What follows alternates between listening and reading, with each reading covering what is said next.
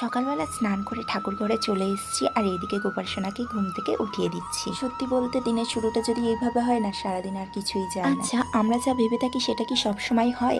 একদমই না। যেটা ভবিতব্য, যেটা হওয়ার, সেটা কিন্তু আগে থেকেই ঠিক হয়ে থাকে। আর গোপাল যেটা ঠিক করে রেখেছে সেটাই হবে। আর তোমরা সবাই জানো এখন কিছু কিছু ফল বাজারে উঠেছে, সেইগুলো গোপাল সোনাকে না দিয়ে আগে আমার মা বাজার থেকে গোপাল সোনার জন্য একটা কাঁঠাল এনেছিল। যেহেতু প্রথম কাঁঠাল উঠেছে আর গোপাল সোনাকে দেবে না তা কখনো হয়? কিন্তু ওই যে গোপাল সোনা যা ঠিক করে রাখবে সেটাই কিন্তু হবে। সেই দিন সেই কাঁঠালটা গোপাল সোনাকে দেওয়াই গেল না। কারণ কাঁঠালটা আমাদের বাড়ির কাছে না একটা কাঁঠাল হয়েছিল, আর শেষমেশ কিন্তু গোপাল সোনা ওই কাঁঠালটাই গ্রহণ করলো। আর দেখলে তো, যেটা ভবিতব্য, যেটা হওয়ার সেটাই কিন্তু হয়। আর আমরা যেটা ভেবে থাকি সেটা কিন্তু অনেক সময় সফল হয় না। গোপাল সোনা যেটা চাই সেটাই হয়। যাই হোক, আমার গোপু সোনাকে নিয়ে কিন্তু তোমরা অনেক কিছু প্রশ্ন করেছো, সেই প্রশ্নের উত্তর হয়তো এই ভিডিওতে দিতে পারলাম না। পরের ভিডিওর জন্য অপেক্ষা করো, সেই ভিডিওতে সবকিছু তোমাদেরকে বলে দেবো। ভিডিওটা কেমন লেগেছে কমেন্ট করে কিন্তু অবশ্যই জানাবে, আর রাধে রাধে লিখতে ভুলবে না।